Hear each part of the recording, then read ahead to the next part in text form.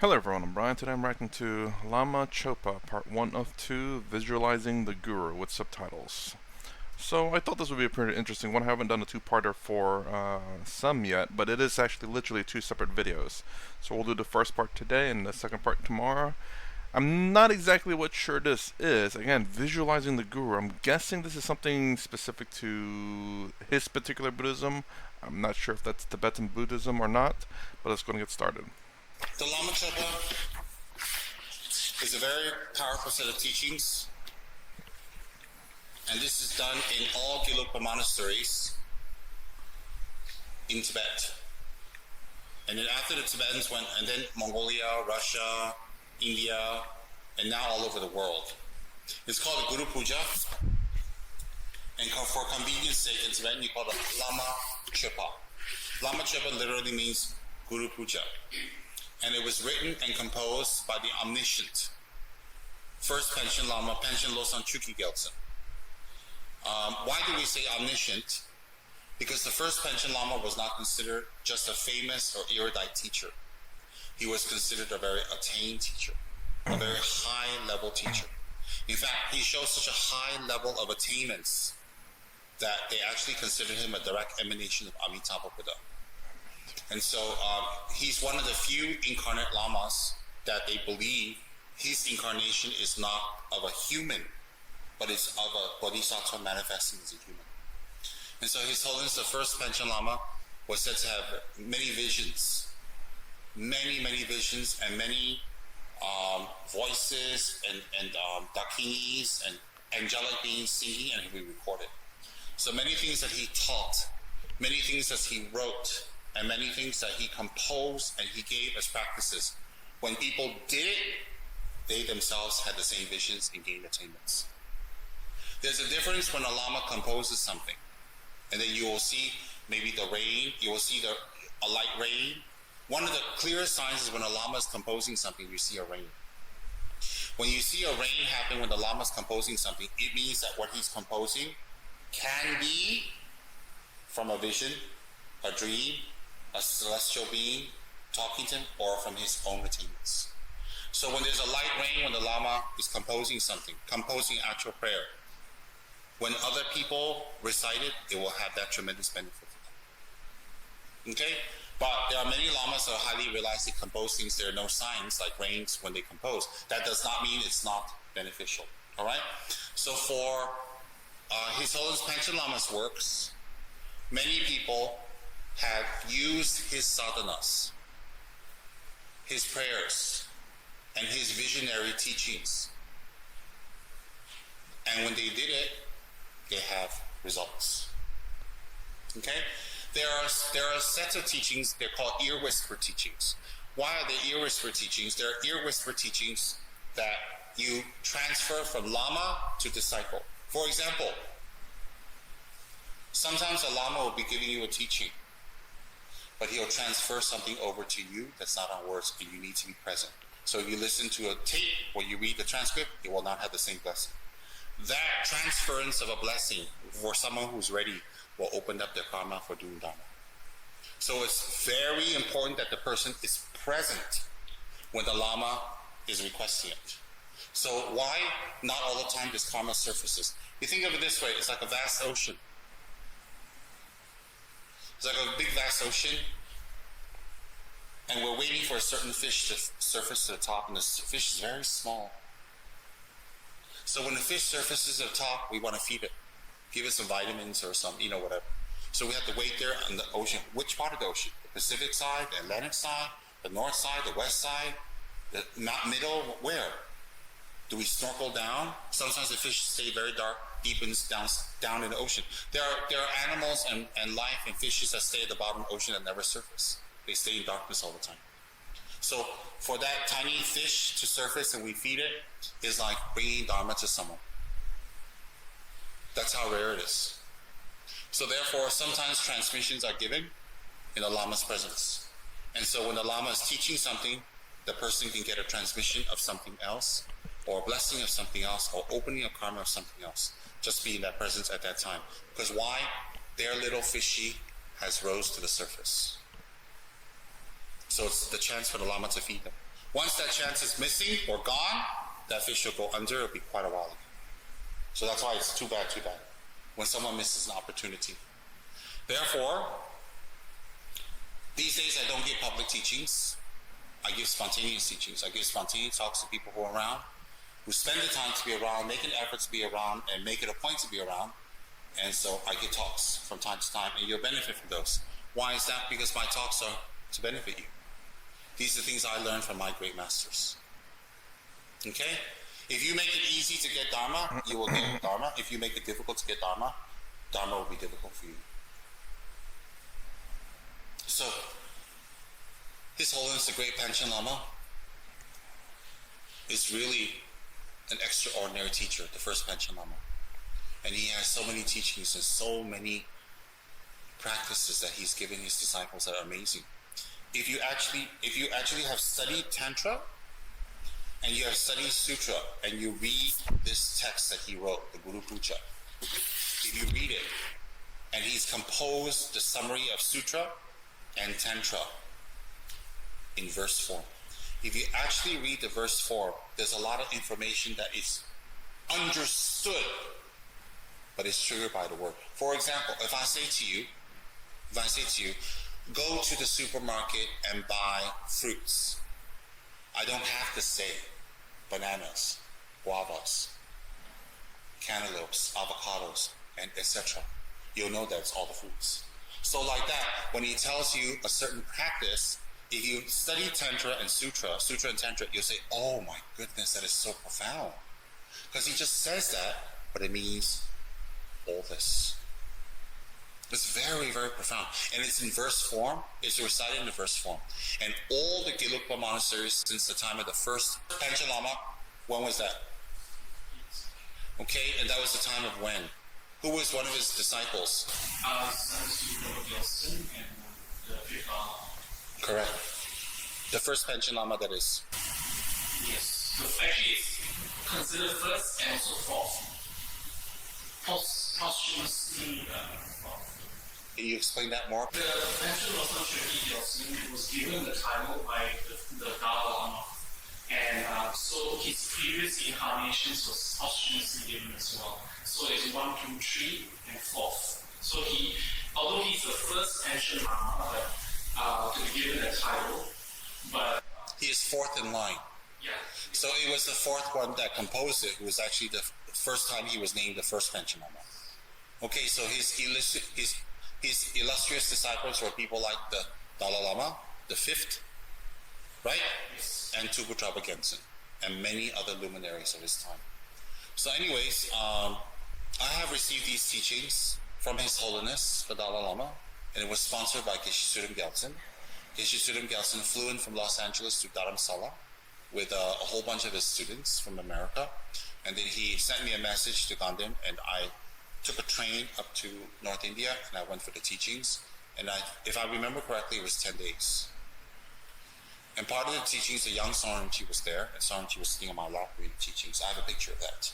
And so it's me, Saranchi's on me, and then in front of me there's Geshe-la, my teacher, and then there's some space in His Holiness's throne. And so the commitment is to recite these teachings every single day. And the Gelugpa monasteries throughout Tibet and Russia, all over the world, twice a month will recite these teachings in the prayer hall, and offer tzok together. Because you can recite these teachings with tzok. You can recite these teachings without tzok. Okay? For tzok, you need to have higher tantric initiation. Without tzok, you can recite these. And so the Guru Puja is what? The Guru Puja is very profound. Because the Guru Puja is literally doing a puja. Puja is to clear obstacles, clear karma, and collect merit in relation to your Guru. So in this practice, there is no Yidam, there is no Buddhas, Bodhisattvas, deities, Dharma protectors. It is only your Guru. Why is that? The Panchen Lama deemed that if we meditate on our Guru correctly, and we do it well, we will gain very high attainments. So the Guru Puja is a puja to the Guru.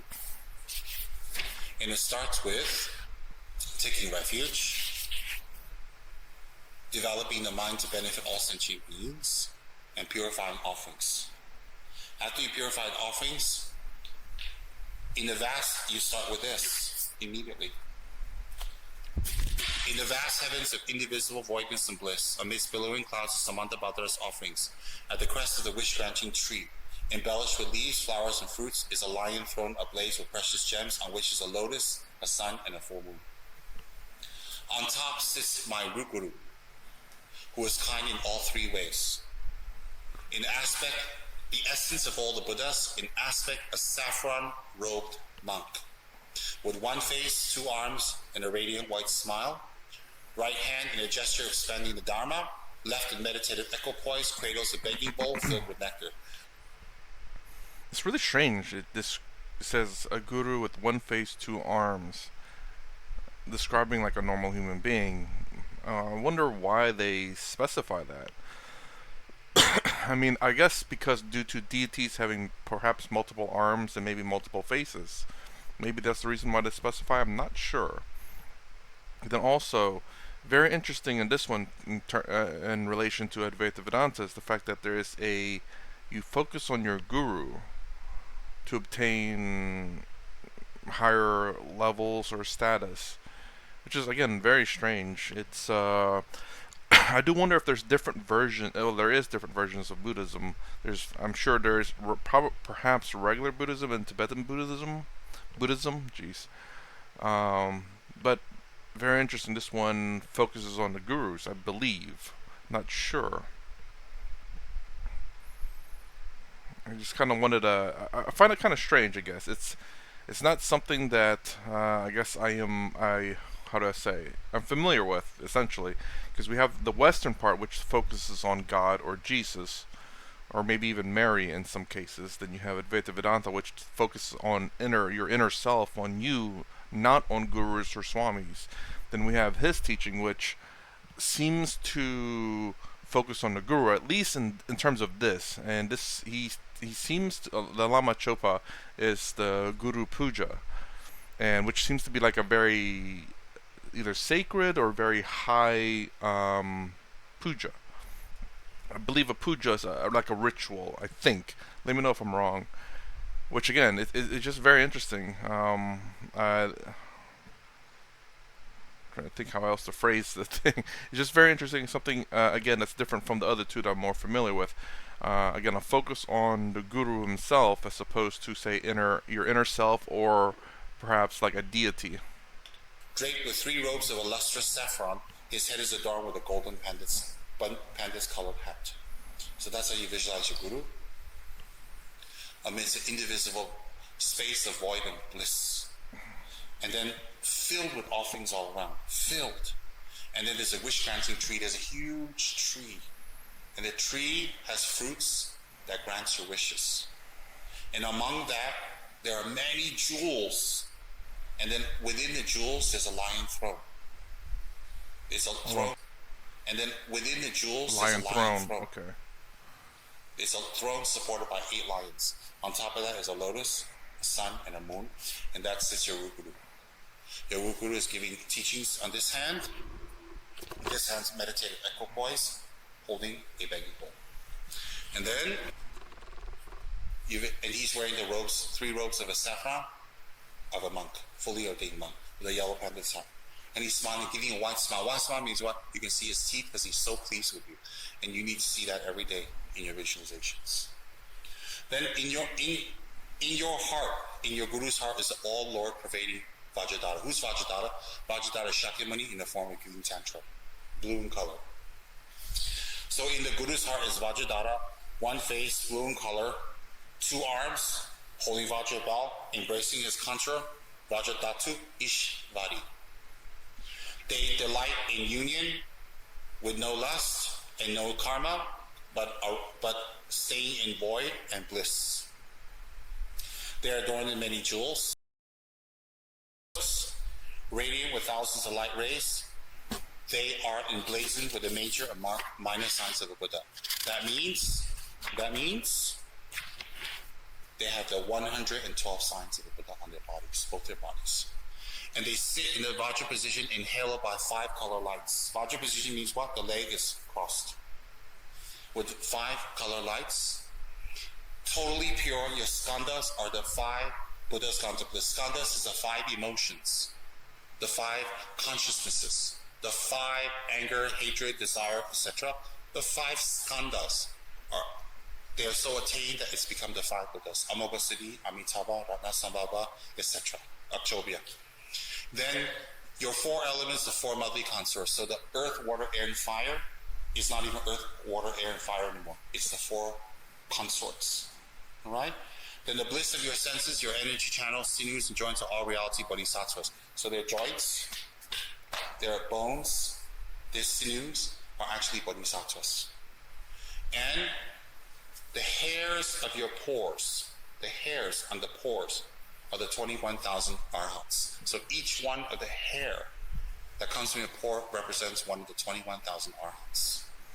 And then your limbs, the 2 arms and 2 legs, are all the wrathful Dharma protectors. The light rays, the directional guardians, lords of wealth, and their attendants. So from the light rays that come are the directional guardians, like the 4 ray guardians.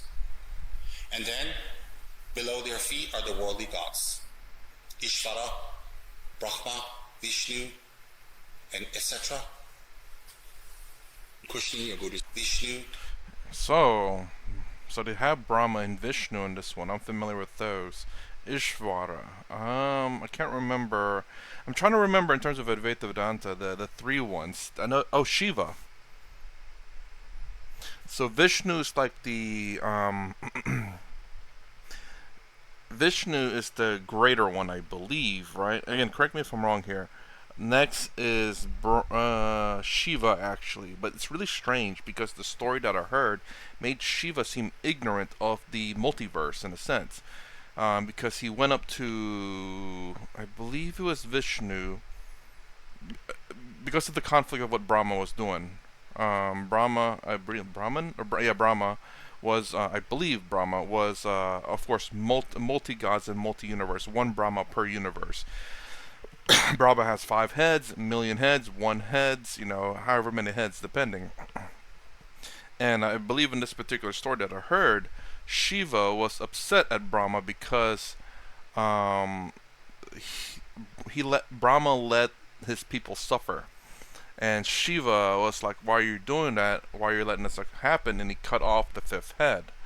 And I believe Vishnu showed Shiva the multiverse and then saw, I guess, the many different Brahmas that are out there. I believe it was that. But it also told Shiva that I'm not. I believe Brahma was telling Shiva, "It's like I'm not doing this. I'm not making them suffer. They are doing it to themselves," which is very interesting. Again, I'm curious about that story. Like, it's very strange to think if Shiva is this all great power, but lacking the knowledge in that. But perhaps he is powerful, but learns like the rest of us. Maybe, I don't know. Let me know. And etc. Cushioning your Guru's feet. So that's how you visualize your Guru in this practice. So in fact, your Guru is manifesting as a pure monk. In his heart is Vajradhara and consort. His sinews and joints. The 5 aggregates are the 5 Dhyani Buddhas. And then his energy channels and sinews are all the bodhisattvas. And then every pore of his body is actually an arhat. So every part of the body is a fully enlightened being. So when you prostrate to your Guru, that's what you visualize. That's what the great Panchen Lama is asking us to memorize and visualize every time you see your Guru.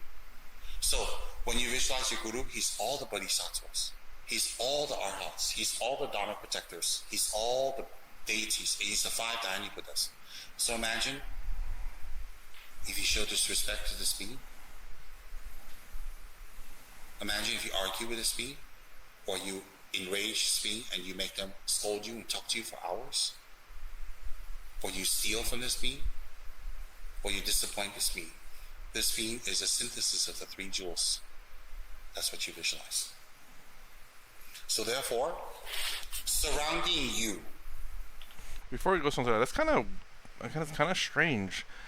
he's he's making you visualize your guru as this, I guess, ultimate being, surrounded by jewelry, but holding a begging bowl though in one hand, if I remember correctly. But then I don't know. It seems like in that last statement, he was like making you fearful of upsetting your guru because, let's see. Imagine if you're arguing with this being, which is your guru. Hold on, let's see. He is all the bodhisattvas. He is all the arthats. He's all the deities. He's the five dhyani Buddhas. Respect to this being. Imagine. Well. Disrespect to this being. Oh, okay. So that's. Imagine if you argue with this being.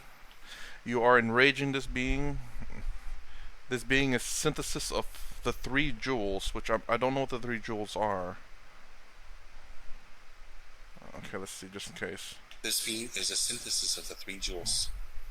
That's what you visualize. That's what you visualize. So therefore, so yeah, it's really strange. Like, I mean, I don't know. Does anyone else get that sense? I did.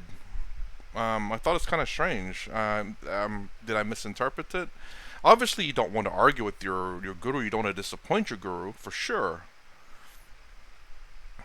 But I hope that you can, are in a sense allowed to make mistakes and also allowed to question certain things so that you can obtain more knowledge and understand the situation or whatever it is that you're trying to do. Let me know. Again, I haven't watched a lot of his particular type of Buddhism, and that's the reason why I'm watching his videos, so I can learn a little bit more. And I'm gonna have a lot of questions, obviously, and I want to have an understanding of it. Surrounding the guru in this visualization, in their respective orders, is encircling sea of actual and lineage gurus. So all the lineage gurus, back to the time of Buddha, are there. You might think, but I don't know all of them. Believe they are there, and it's good. Believe they are there. And then are the yidams and host mandalas. That means on top of the guru representing all of them, surrounding them are the four classes of yidams, all the Buddhas, Bodhisattvas, Viras, Dakas, Dakinis, Dharma protectors, and teachings. So where can you see this? The Lama, Chopa, Tanka. Which is Tsongkhapa like that. The Lama, Chopa, Tanka is made based on this text. So all your guru is Tsongkhapa in the center. And surrounding him is the three jewels, isn't it? That's why the guru, Lama, Chopa, Tanka is very precious. So the three jewels, I guess the bottom one is one jewel with a whole bunch of people. Then you have the top one, and then you have the one on the other side, and other side. I'm assuming are the three jewels. Oh, actually maybe I see it in the center person. You see a jewel like on the shoulder here, and then no, that might be the begging bowl. Looks like he's holding two things. Begging bowl in the bottom one, and then something else in the top. Either the begging bowl or the third jewel. I'm not sure. And that's the reason why I was assuming the bottom and the top two, not this and this, but this as a whole, and then the other side as a whole are the jewels. Where you see the kind of the rainbow, I guess, the rainbow-like thing. Sorry. Past the bowl, or no, that's not a bowl. That's something else. Whoops. Anyways, past this is that rainbow. I'm assuming that's the jewel connecting to these things as a representation. A, it is Lama Tsongkhapa. B, all the Buddhas are on there. C, it is your guru. So if we were to have a Lama Chopa Tanka, and we make offerings and we worship and pray and prostrate to that, all the Buddhas are there. Does everybody understand that? Everybody. So that's very powerful. So what you're visualizing here is the Lama Chopa Tanka. So that Tanka is created from Panchen Lama's text. And it's pervasive. Alright? The three doors of each are marked with three vajras. The three doors, body, speech, and mind. 3 Vajras. 1, 2, 3. Okay? Om, Ah, Hum. And from that, Om, O-M, as opposed to Om, A-U-M. from your Guru's heart to reassure you he is enlightened, lights go off from his heart. And again, it goes to the various 10 directions and invites the actual Buddhas, Bodhisattvas, deities come forth, and they dissolve into your Guru. In your Guru, and then become one. It says here. And then you say this. You who are the source, now you're inviting. You're doing the invitational prayer. How do you do that? You have that visualization intact, isn't it? You have the visualization intact, so now you invite the actual deities to dissolve into your Guru, your visualization. So what happens is this, is you recite these verses and then you hold the Vajra at heart level. And then you recite melodiously with incense burning. Ponzo de jone du songi zagyu lama yidan ponjo somon tawo tanjo che yon son so che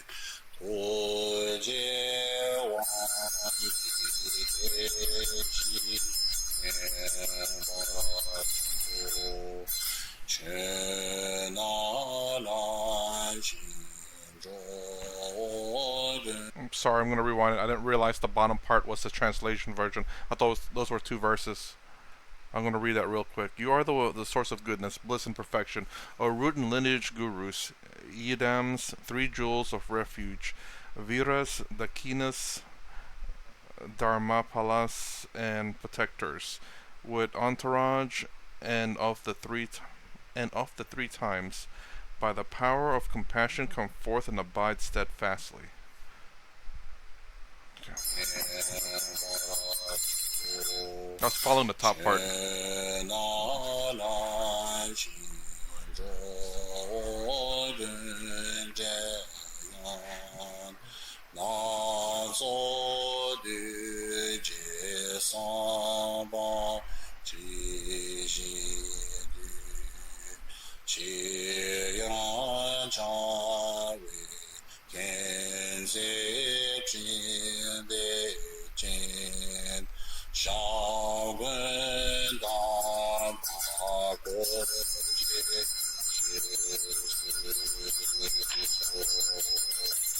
So just now I told you the purpose, the source, and the text, and the meaning.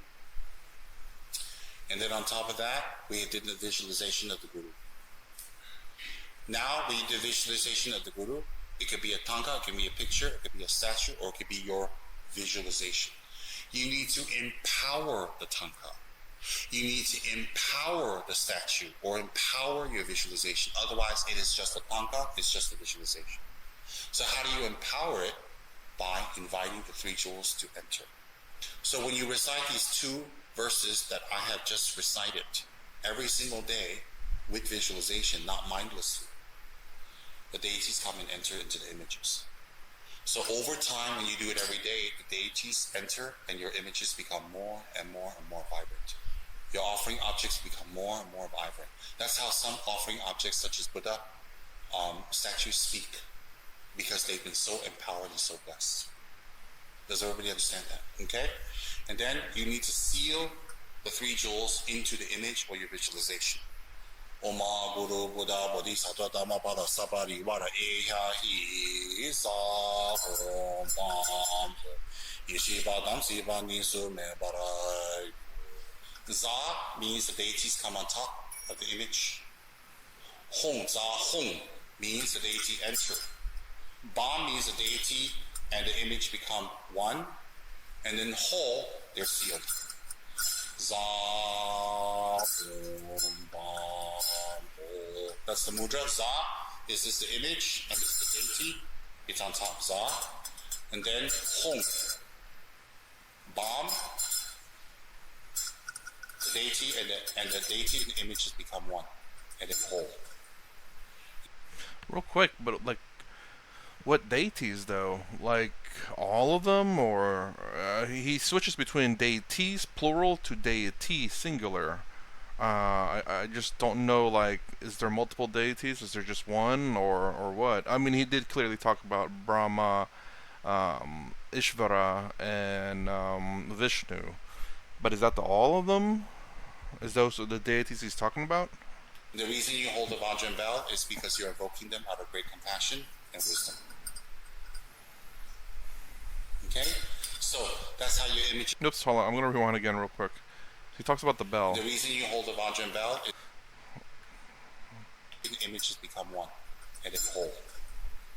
The reason you... Vajra and the bell. Oh, you hold the Vajra and the bell. You hold the Vajra bell is because you're invoking them out of great compassion and wisdom. Okay? So, that's how your images become highly blessed, highly energized every single day. The altar should be very clean. The altar should be done up very well. The altar should be always the best materials. And the offerings you make should never be from miserliness or stinginess. We buy big cars, we go on big trips, we want big houses, we want jewelry, we want nice clothes, we want branded bags. But what makes offerings, we use stainless steel and the most cheapest items. That reflects our lack of spirituality at the moment. What if we use cheap stuff because we're cheap? This is a $1 T-shirt. My pants were like, well, not my pants. I'm not wearing pants right now. I am wearing shorts though. It's like $5. This cup is $1. Was it $1 for 4? But what if it matches our spending habits? You know, just because, like, I'm curious here, like, because obviously, clearly, it matters here. The materials that you use, it seems it matters. So, is it like if you have savings, do you have to spend your savings to get the highest quality material? You work for 30 years, you saved up so much money, then you use all that money to make the material, not to make the materials, but to purchase the materials for, all for the altar. The altar should always be the best materials. I mean, stainless steel is really good. It doesn't rust, you know. That's the whole point of it. Well, it may rust, I think, but it's like very, very long, and you have to really mistreat it, I believe. I don't. Again, I'm curious as to whoever follows this particular teaching or who knows more about it. I want to know the reasoning behind it. If that's what you have to do or what not to do. Like, can you? Your lifestyle is about being what do you call it? Not stingy and cheap. There's a different word that's better than that. It's frugal. That's the word I'm looking for. So basically, you don't ever buy the best stuff. You spend the least amount of money and save your money. That way, later on in life, if there's any emergencies, or if or for retirement, when you get so old, you want to be able to just enjoy your life, and you want to make sure you have enough money saved up that you can enjoy your life. So if you being frugal, does that I was going to say counteract that, or does it work against that? I suppose. Let me know if you know. Let me know. Hopefully, I get the email from freaking Google so I can read it, because I've been getting a lot of emails lately, and I've been reading the comments on the emails. I can't always check the comment section, but I am curious about that. Cheapest items. That reflects our lack of spirituality at the moment. It doesn't reflect we are bad. It reflects that we don't know the value of Dharma yet. So, the offerings, does that mean we need to be extravagant? Extravagant is when you think it's extravagant. When it's offerings, how can it be extravagant? Because there's a purpose to it. The purpose is to generate merits and eradicate one's miserliness. So what happens is, in the beginning, you recite the visualization of your guru. After you recite the visualization of your guru, Then you invite the wisdom beings, Buddhas, Bodhisattvas, and deities, to enter, and then you seal it inside. Then you do the praise. Alright? When you do the praise, Gangi Tuje Dewa Jembe Yi Kusu Kutam Tuje Lama Rinjin Tabogo Doji Chenzo Pema Cha Se Lo Rajan Gyawo Kungi Ishi Ni Gandu Chi Nimi Sebe Gangan Namro Wa Shagun Tabe Shabla Cha Se Lo. Cha Se Lo means I prostrate to you. Nego Baja, this one is pointing, say, in your compassion, please listen to my prayer. Nego Baja Jebe Junjun Xin Pame Yuen Malo Jinwei Guje Jisung Lami Shabla Cha Se Lo. Haje Debe Sanje Gungin Wo Sijun Mugin Owen Wangen Wan Jishin Nandan Ala Cha Se Lo. Dusun Juju Shebe Lama Da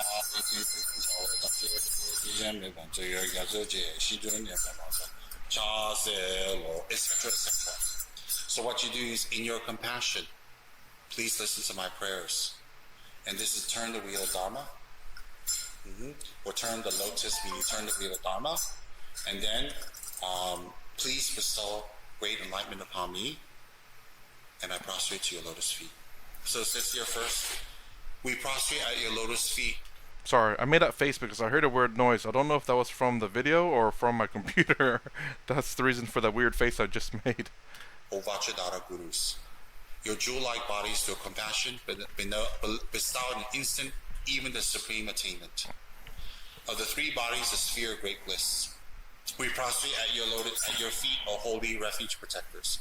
Holy refuge protectors, what? Our gurus are refuge, and he protects us from going to the three lower realms. How does our guru protect us? If we follow the Dharma he gives us. How does a doctor protect us from death? By taking medicines. So a doctor protects us from death. He's our refuge from death and from ill health by taking medicines. Our guru is our protector from further sufferings going to the three lower realms when we follow the teachings he gives us. So we prostrate at your feet, holy refuge protectors. Refuge is our guru. We take refuge in our guru. Namo Guru Be, Namo Buddhaya, Namo Dhammasana. And he's a protector. Why is he a protector? Protector not in the sense of a Dharma protector. A protector that protects us from all of samsara.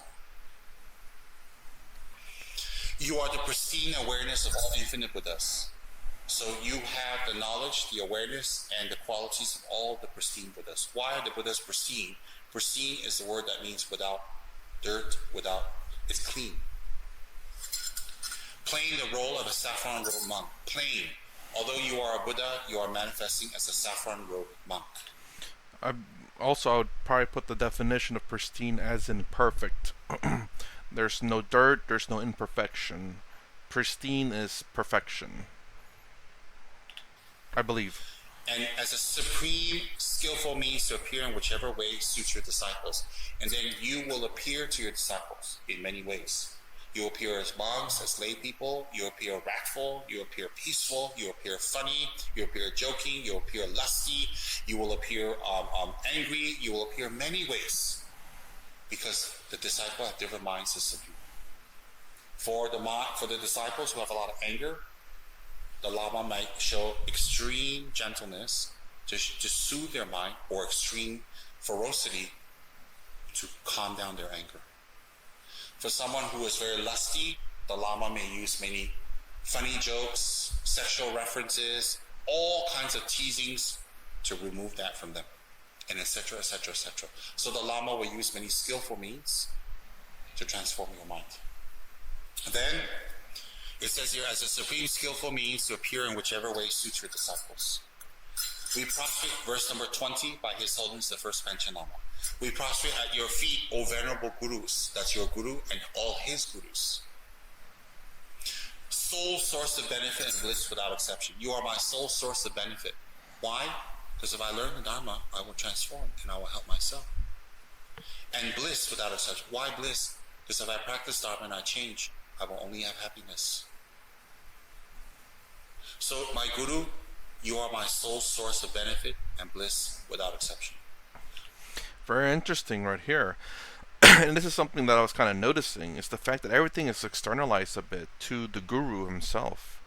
Again, it's very seems very similar to like the Bhakti Yoga, where those people who worship God or idols or whatever it is, an externalized worship, but this one is to the Guru himself. So this follows very much of the. It seems to be following very much of the Bhakti Yoga way, an externalized worship. Let me know if I'm wrong. Nowhere in samsara has anyone taught me the method to free myself from myself. Nowhere in the world have I met anyone that taught me the way to free myself from myself. I'm going to rewind that. Here we go. So, my Guru, you are my sole source of benefit and bliss without exception. No. Just rewind it a little bit.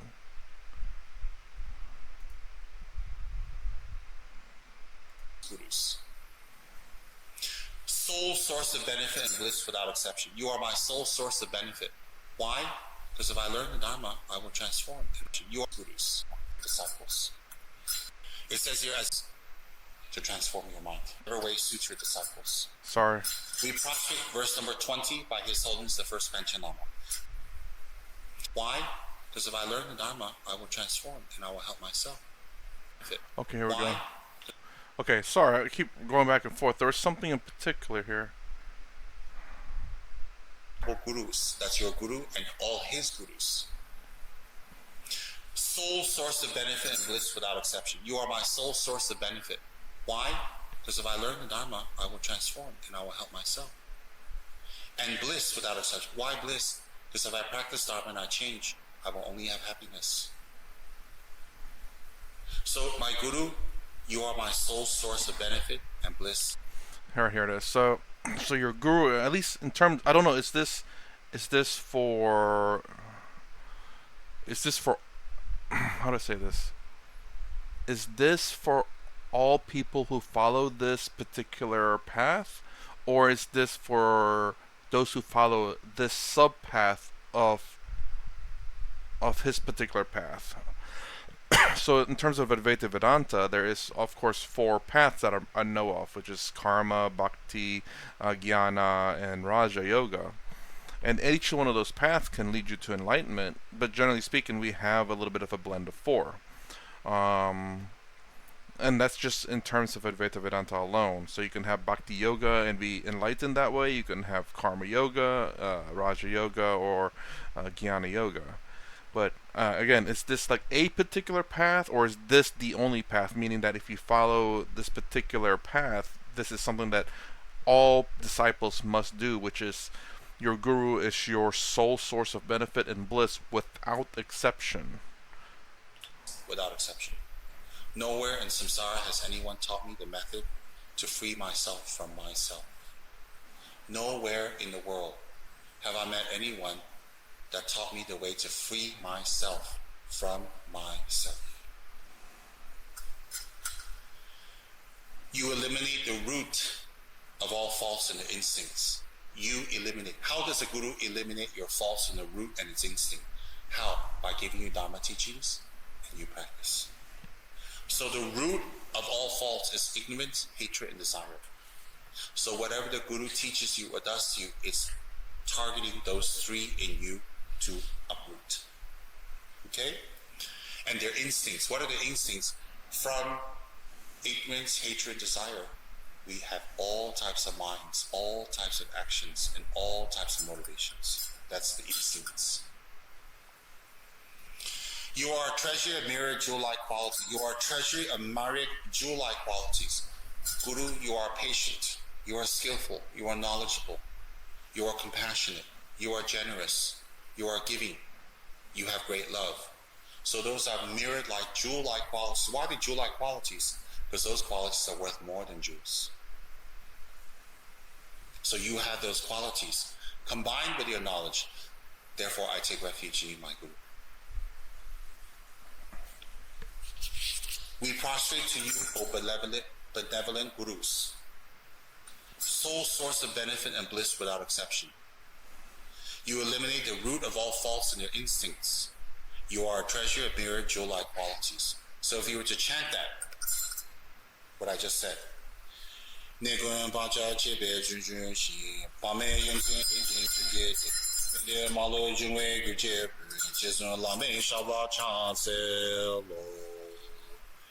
recite every day with great devotion to invoke the blessings of our gurus. Next one.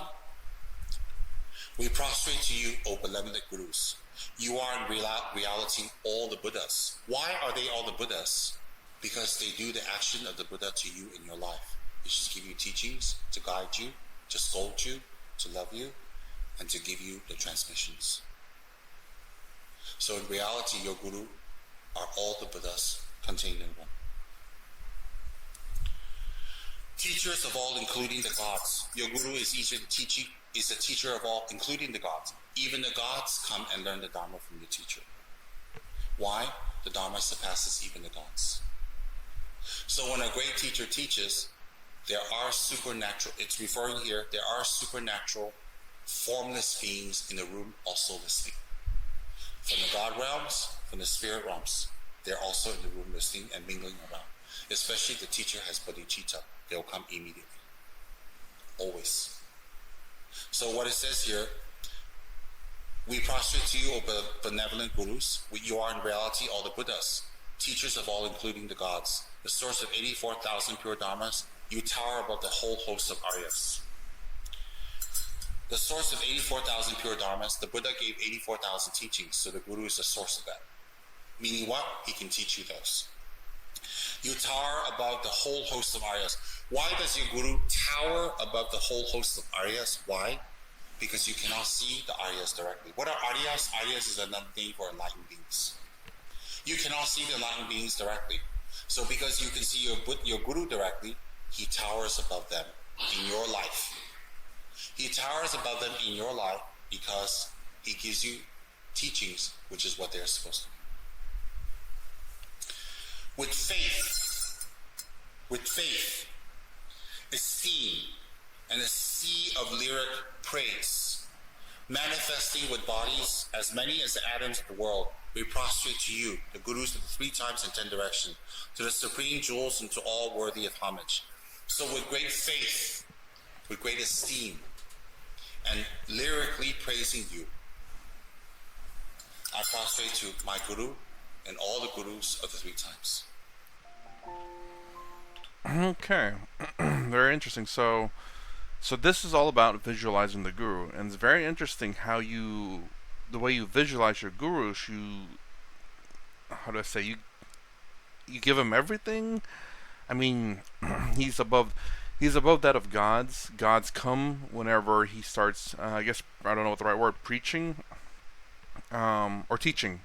Actually, I believe that's what he said. He is your sole source of learning and bliss, I believe. Let me see if I can find that part.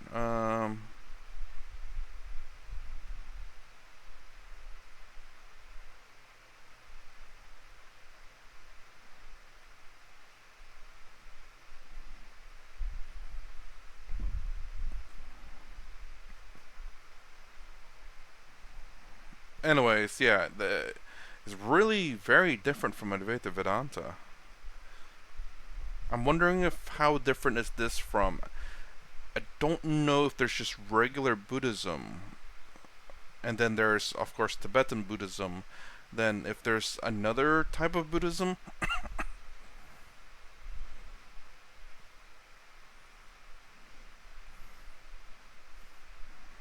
How many different types of Buddhism are there? That's what I'm kind of curious about now.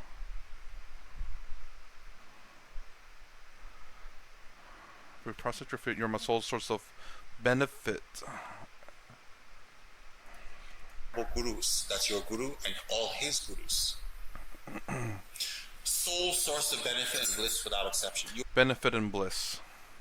I mean, your sole source of happiness and your sole source of anything that benefits you is from your guru.